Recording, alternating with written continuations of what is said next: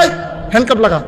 5টা দোকান দেখছে খোলা, দোকানদারের গিয়ে জিগাইছে এটা আজ কি বার? কয় শুক্রবার। কয়টা বাজে? কয় 1:30টা। এই টাইমে আমরা দেশে কিতা করে? কয় নামাজ পড়ে। তো তোমরা যে নামাজ হালাই দিয়ে বইয়ে দোকানদার করতেছ, এই হ্যান্ডকাপ লাগা। অন হ্যান্ডকাপ লাগাইয়া 2টারে ফিস মোড়া বান্ধিয়া কোথায় লইছে সংসাইল বাজারও মাধব বীরপুরের একবারে যাইতো লইছি লেহেন দিয়া। হেবারে জিগেছে কি তোমরা? কই যে নামাজ পড়ি না যে এর লেগে হ্যান্ডকাপ লাগাই লইছে। হেবারে বাইক ফোন দিছে, পুত্রে তুই কো? কয় বা আমি তো বাজার। অরে বসি তো বাজার বাজারও বাজারও কা বউ শুনে তো কৌশল তো না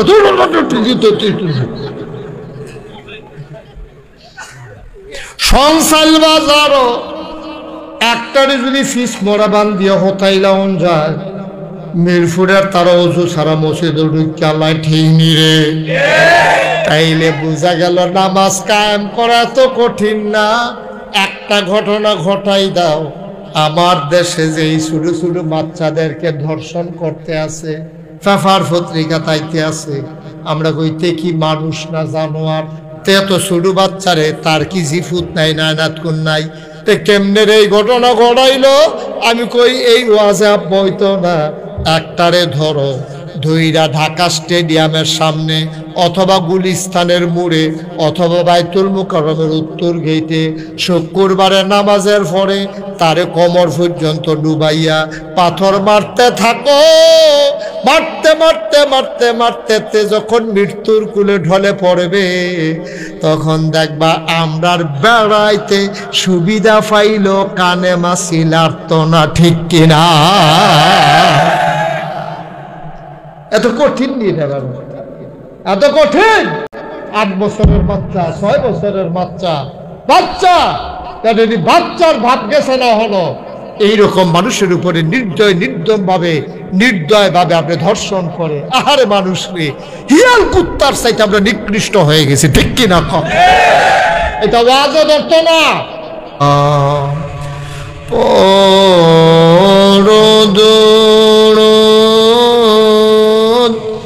মাশুক তোমার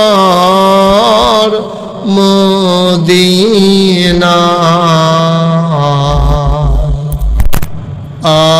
আশিক যদি হইতে পারো,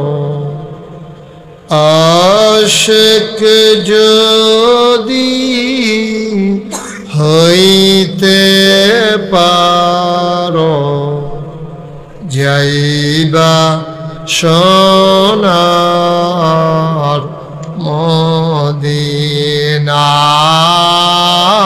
আল্লাহুম্মা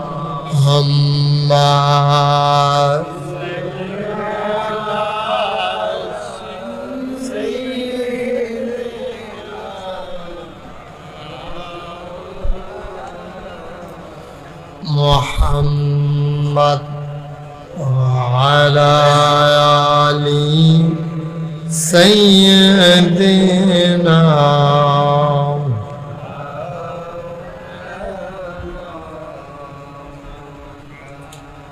যেখানেই থাকো, যেভাবেই থাকো,